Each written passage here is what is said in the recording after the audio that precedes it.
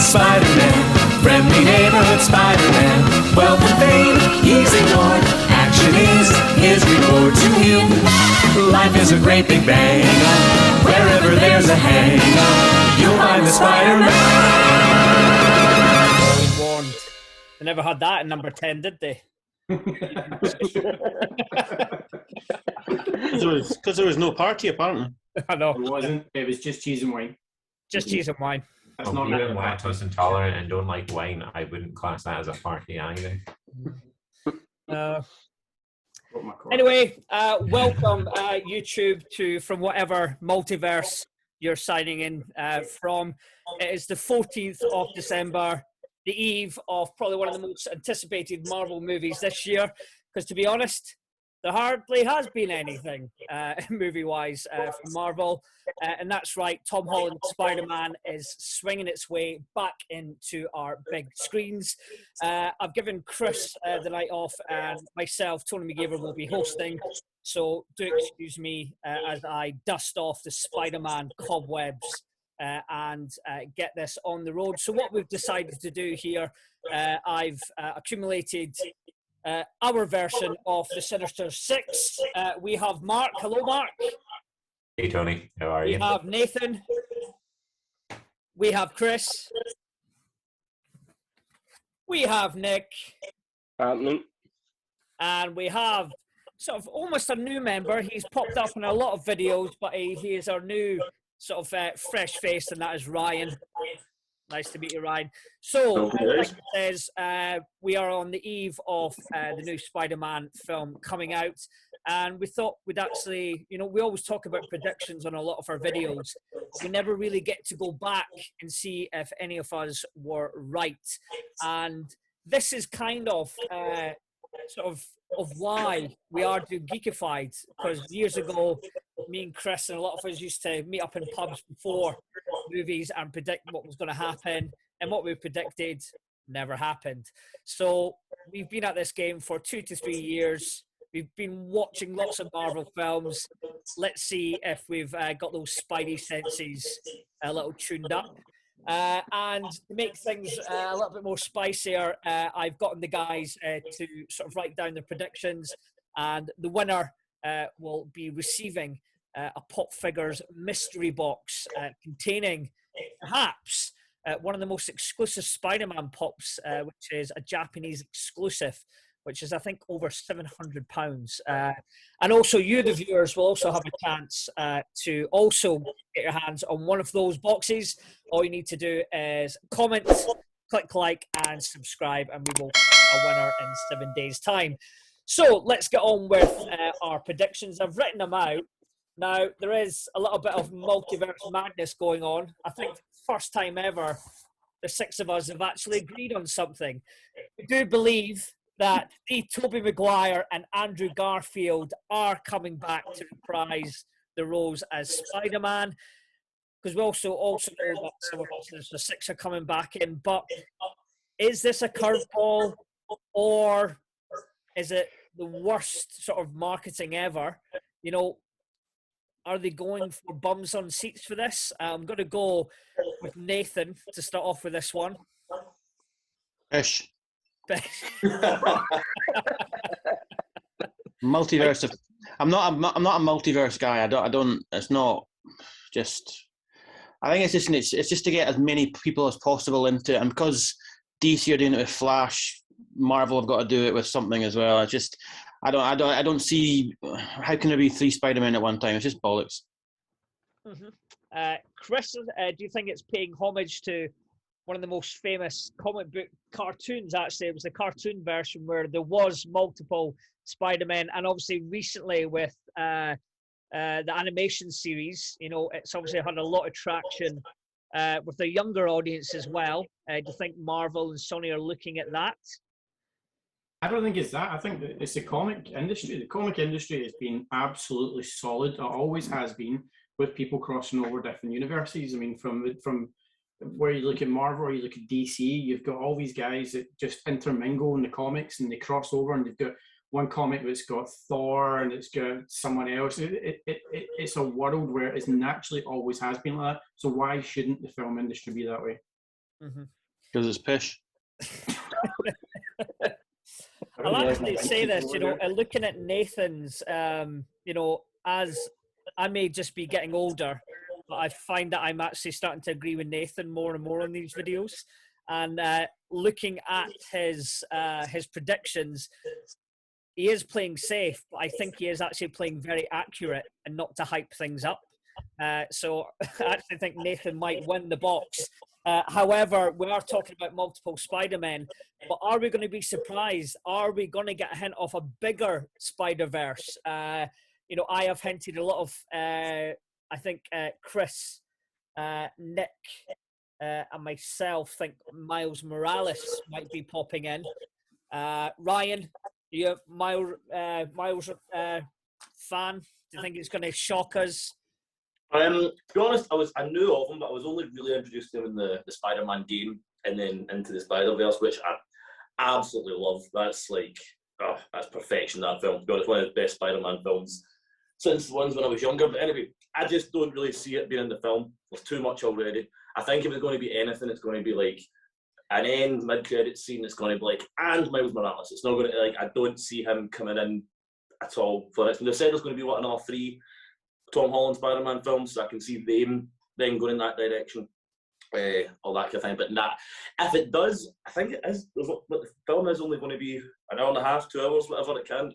It's too much. Do you know what I mean? It's already got a lot to mess about with, and it's only a Spider-Man film. It's not even Endgame, but it's to set all this up. I still have to set up the premise. Everything. I don't know. That's why I can't shy off too many cameos and stuff. Or if it is, it's going to be very brief. Do you know what I mean? All at the end of. Yeah, definitely. It does seem that it is obviously setting up Doctor Strange and the Multiverse of Madness. And that's kind of when we first heard that, they're actually going that way. We didn't, I think that it was going to be Spider-Man starting off that story. We just knew there was another Spider-Man 3 film coming out. But obviously Sony, I do know, we've talked about the whole Sony Marvel deal and things like that. I think it all started way back when they were using the same CGI mapping for the cities to share to save them time. This time round, Sony have been doing the entire full promotion for this film. Disney have not been involved. Obviously, Kevin Feige has obviously phoned in a few things and said, you can't do this, you can't do that. But obviously, setting up those 3 films that have been announced, there is one film that everyone, I think, is dying to see, and that is Spider-Man versus Venom. And Mark, you think that Venom might be making an appearance in this? Yeah, I think Venom will be a glorified cameo. I think Venom's going to be our mid, credit sequence. I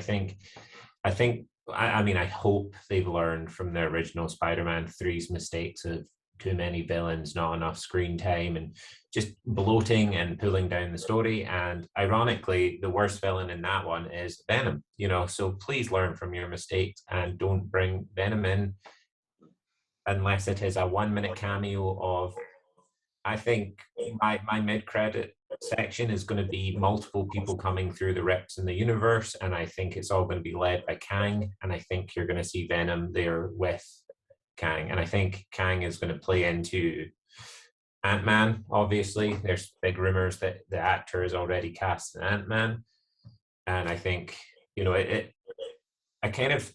I don't agree with Nathan. I kind of love the overly complicated multiverse storylines, but it might be getting to the point where you're going to have to watch every Marvel movie to understand the next, which it never was. It helped. It gave you a little hint, but going forward, I genuinely feel like if you're like, I don't really like Ant-Man movies, you might be like, what the hell is this? Who's this guy? And what the hell's happened to reality is what's going to happen going forward, Mm-hmm. It's a TV series as well now with everything with Loki, because I've got to be honest, I totally forgot all about Kang there. You know what I mean? When we were even talking about prediction, I totally forgot the guy existed because Loki I didn't love it that much. You know what I mean? I thought there were a few things, but yeah, because it's a whole TV. It's not just like, okay, we'll put this movie on. It's a whole series you need to get through as well to understand everything.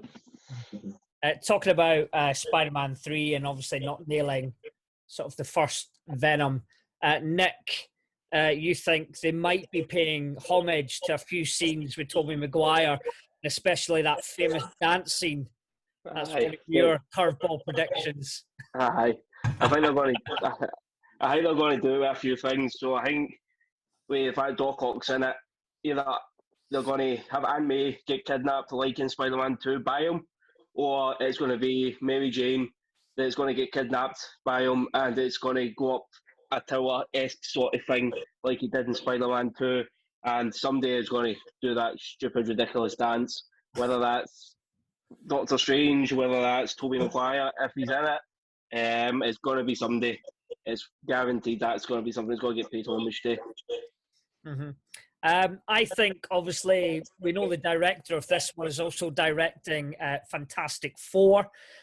We did see sort of near the end of Spider-Man 2, when Tom Holland was swinging, he did go through the brand new Stark Tower, which is no longer the Stark Tower, and we're waiting to see who owns that. A few people think it's Kingpin, but I am going for the Fantastic Four building is going to there, and I think It was also mentioned in Hawkeye, wasn't it? Yeah, so I think the Fantastic Four might get their first hint. Anyone agree with me, Chris? You're shaking your head. No, I think we're miles and miles away from the Fantastic Four. I think Yeah. the Fantastic Four and the X-Men are at least 2-3 years away in the MCU. I think in the Spider-Man world, Spider-Man is going to be the introduction of the multiverse officially. Loki's kind of done it, but I think this is going to be when you see the characters. So the person that's going to be in the building is Oscorp. I think Oscorp are going to own the building. Oscorp, yeah, because I think obviously there's a lot of links to the original X-Men. With this director cutting his teeth on that film. Obviously, he's going to the Fantastic Four. We do know there is going to be a scene at the Empire State Building where famously the first X-Men film finished. So again, there is hints. I don't know if that's just him landing Easter eggs. Do I you think mean Ryan, the Statue of Liberty? What's that? Do you not mean the Statue of Liberty? Statue of Liberty, yeah. I also just think that before we move on from the Fantastics too fast, that is such a big thing to introduce in someone else's movie that I think the Fantastic Four might get a TV series and not even a movie to kickstart their MCU career. Because you've got 4 characters to introduce and give backstory. Easier way to do that is episodically rather than just here's a 1.5 to 2 hour long movie. Yeah, but Marvel get the timings wrong on everything at the moment, so they'll probably do the wrong way around. I was going to say that'd be too much a good idea to actually do that. So, like, because the Fantastic Four, I don't know loads about them, but like the whole family dynamic and all that would be something that could play out well with a TV show. But yeah, I agree, but I don't see the Fantastic Four coming in Spider-Man. I hope not, to be honest, because it's the Spider-Man has his own characters. Saying earlier about the cartoon and stuff, his own kind of Spider-Verse thing happening. It makes sense, even with the films that came before with the different Spider-Men and all that, all kind of fits in nicely. The 3 different Spider-Men, all kind of the whole multiverse thing, people can relate. Go, I remember this film. I think if you start adding in Fantastic Four and all this kind of thing, kind of a comment earlier, I think it's just too much. I hope they don't do that. That's why I don't think Miles Morales will be in it, because they've announced Spider-Verse 2, haven't they? Film. So that's why I don't think he'll be in it, because they want to, obviously that'll be in the animated side. I really hope they do the Homer Simpson stepping into the real world with Miles Morales in the second.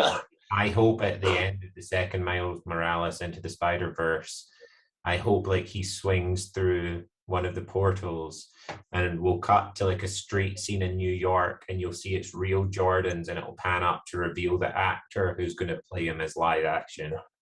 I think it's going to do a service to the whole world of Spider-Man, because at the end of the day, Tom Holland is more than likely going to be with us for a long time. He's going to be a Spider-Man. It's probably got a huge deal. So if you've got him at such a young age, if you introduce a young black actor to play Miles Morales at a relatively young age, Tom Holland can basically say he's 25 now if he wants. But you bring someone in who's 17 and another actor who you know is going to be good, you can have him for another couple of decades if you want to as well. Basically playing Miles Morales if we do this right. Because I think a lot of people do want to think like, well, let's have these characters and these actors for a while. Well, that's the thing. It would be one of the best kept secrets for casting. I think it would be easy though, because at the end of the day, I don't think they're going to pick anybody famous. I don't think they're going to pick someone who's relatively well known. So I think whoever this is going to be pretty much under the radar. There's so many good shows you can pick a really good black actor from. Like there's so many, it's ridiculous. You could get somebody in and just say, listen, here's your deal. You're going to be in the MCU for the next 20 years. If you want to sign it, who's not going to sign that now? I know. The cinema is now the MCU. You know what I mean? So who's not going to sign that? Cool. And the last cameo people sort of threw about was Charlie Cox, Daredevil, coming in. We did think that it was his hand in a trailer clip, but then there was a wider one and it wasn't him. But it's just Marvel just playing tricks with us. Chris, you're very confident in this. Nick as well. Are we going to see Daredevil? Nick? Aye, I think we're going to see it.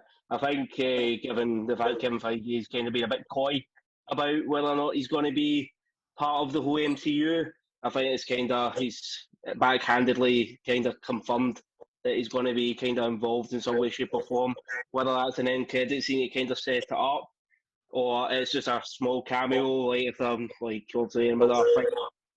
See him walking out his the lawyer office in Hell's Kitchen, you'll see something like that, and obviously Vincent D'Onofrio is also going to be reprising Kingpin at some point as well. So it's kind of all going hand in hand. And then I think with that, it'll kind of maybe put to bed whether or not the Netflix shows are, canon for the Marvel Universe as well. Because obviously in the sort of earlier seasons there was kind of wee nods to the Avengers in it. So I think that'll put bed to that as well. Definitely. I think that. So I personally think the reason that Kevin Feige brought up the fact that Charlie Cox will be playing Daredevil in the MCU again is because of that leak. I think that leak that came out, if anyone hasn't seen it, obviously you should have seen it if you watch us and you've bloody seen a picture photo leak. It's basically Matt Murdock at the table with Happy Hogan, Aunt May and Spider-Man sitting around the table. And those people who even did a reverse search on the image and did analytics on the image to check if it was a real image. It's a real image, you know what I mean? It's like it wasn't edited or anything. So I'm confident Matt Murdock is in this, and Matt Murdock is going to be I think he's only going to be in the first 20 minutes. I think what we've seen in these trailers is going to be in the first half an hour of this film. I think we've already seen where Matt Murdock comes into this movie. When Tom Holland is handcuffed to that table, who do you think his lawyer is going to be? Who do you think out of all the lawyers in New York that will give themselves up for free to represent another superhero is going to be? It's going to be Charlie Cox that will walk. Jennifer Walters. How do you think Marvel's going to do this? Well, I think Jennifer Walters might be involved in this as well. One of my ones. Is that your prediction? Yeah, I see that. Nice. That's a really good one as well. Well, this is again harking back to because he's played the character before, or slightly in Easter eggs. I think it's Matt Murdock. Yeah, no. Who was the other character? You mentioned a character. Jennifer Walters, Mahershala. Sorry, I can't say her name properly, but yeah, Mahershala Ali. Yeah. No, that's Blade. That's Blade. No, sorry. Who's? I'm getting the wrong names here. What's her name? Mahershala Ali is Blade. Well, what's her name again? Tatiana Maslany. I was close. Tatiana Maslany was Orphan Black. She's brilliant. Yeah. On the thing about Daredevil for a minute, right? Just like, how do you think they're going to do this? Because as I said, when I was been rewatching Daredevil, and in the beginning they all kind of, the hint to the Avengers and all that, but then it kind of went in its own route. Do you know what I mean? The Defenders, I don't think it's got a much different tone. And if I don't think it's going to be the same Daredevil. I think that's as simple as it's going to be. They're going to open up this multiverse and go, these people can have the same faces, same names, and even somewhat of the same background, but they're not. But it's a different. Yeah, I'm kind of worried about that, man. I mean, I know we don't really get any other iteration of Charlie Cox's Daredevil and Punisher by God, what's his name?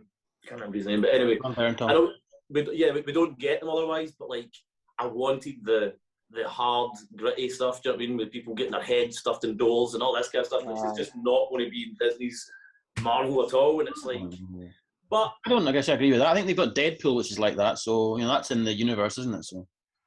I suppose there's something about Deadpool that's got more of a kind of standalone sort of vibe to that as well. You know what I mean? Like, you wouldn't find Deadpool's like a Marvel movie. You know what I mean? It says Marvel at the start of it, so I took it from that, you know.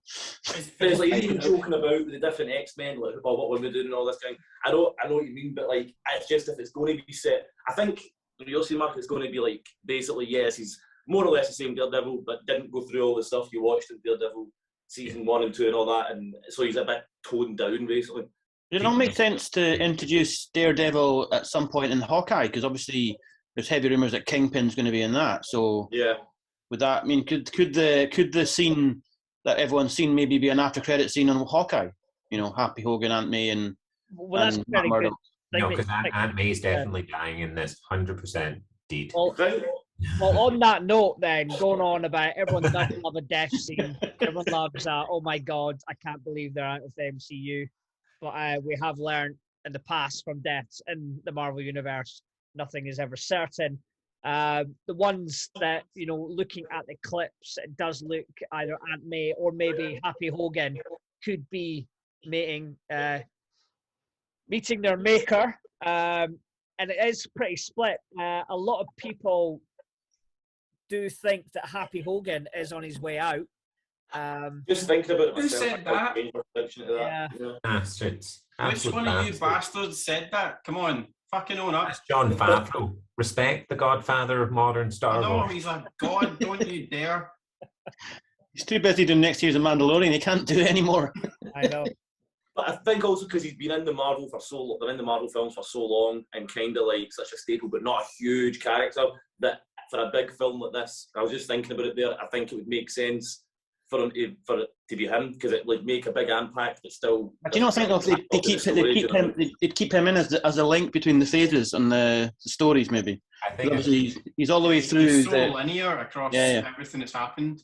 I think Hogan won't check out until after Ironheart is well and truly up and running. I don't think. Yeah, I think Ironheart's obviously confirmed, isn't it? So I think he's the Uncle Ben for Ironheart. Yeah, I think anyone who knew Tony Stark, you can't really afford Tom Holland all the time, because he's going to be the superstar now. So the key in that, I think, would be Jon Favreau. So I think that would work.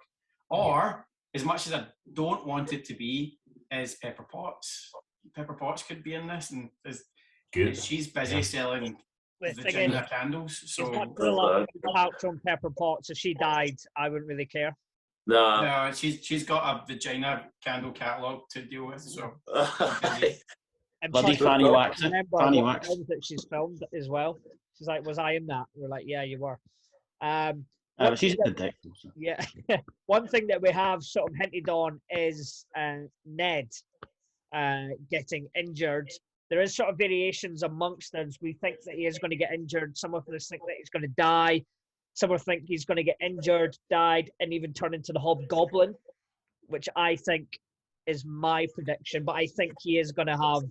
It might be, is he dead? Is he alive? Kind of like was it Crossbones in Captain America 2, where he got heavily injured, and then we seen him get carried out at the end, and he turns into a villain. So I think they might be doing that with Ned.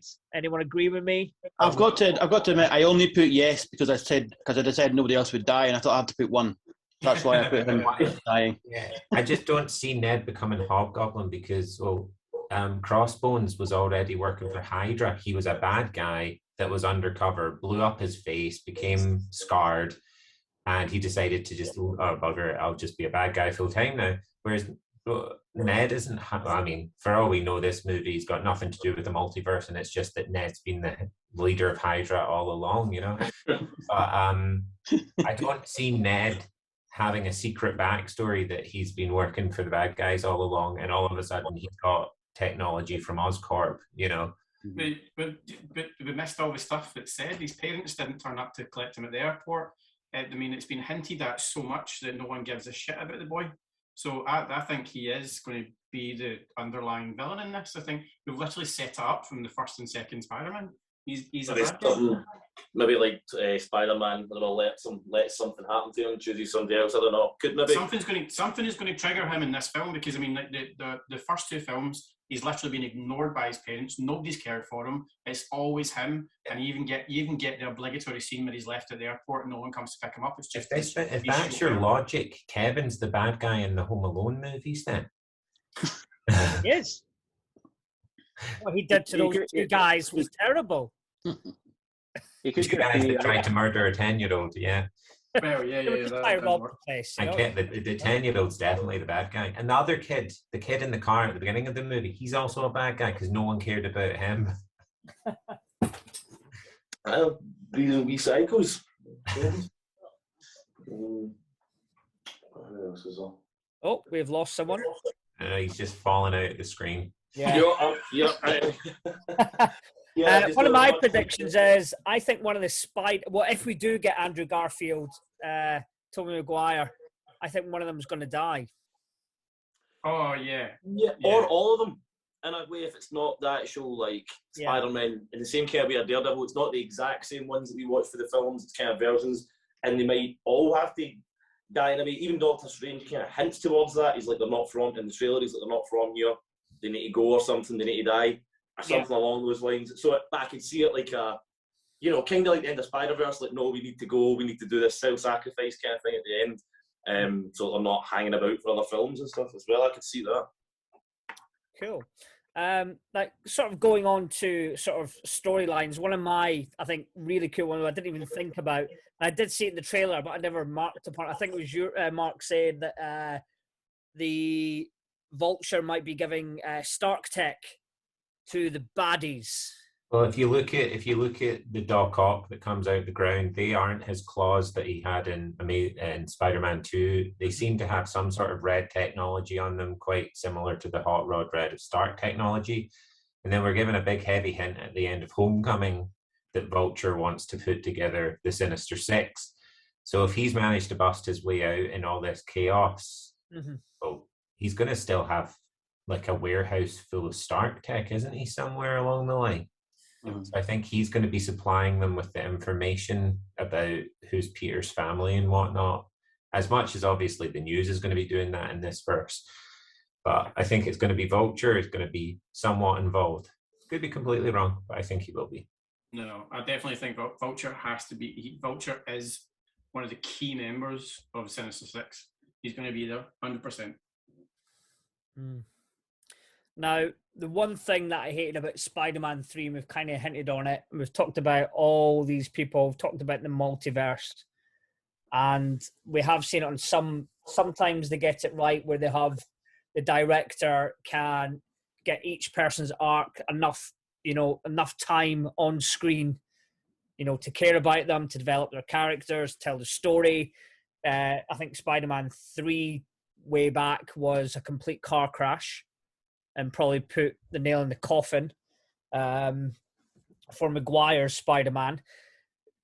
Do you think this is a big risky move for Marvel, Nick? I know, because obviously there was a lot of backroom stuff with Raimi's, wasn't there, about the timing of it and how long he got to actually film it, and then obviously they wanted to shoehorn Venom in to Spider-Man 3, so I think he just kind of, threw the paper up and just, went, fuck this, not doing this anymore, and just put together obviously an extremely, shite film that could have been so much better. I think this time around, obviously, this director's obviously going to have it much more structured, and he's probably maybe given a bit more creative freedom, and he hasn't had to shoehorn people in. They've maybe just sat down and actually dissected it, bit by bit, and made sure it all kind of lines up, rather than what obviously happened back with Spider-Man 3 sort of thing. Mm-hmm. And this is one thing I was wondering. So we're talking about multiverses, multiples, but do you think, is it a case in the Marvel universe that all the multiverses are coming together, or is everyone going to be swapping around? That's what I don't know which way. I thought the whole point was it was splitting. Yeah. And letting people through. That's what happened with Loki, wasn't it? They started it all, and then obviously that's what Doctor Strange is like trying to rewrite stuff, isn't he? And he fucks it up basically. Yeah. I think by the end of it, we're definitely going to have. Well, maybe not definitely, but it's when it gets repaired, when it gets fixed, it's going to be a case of now everybody's kind of to the same timeline. Everybody's in the same thing.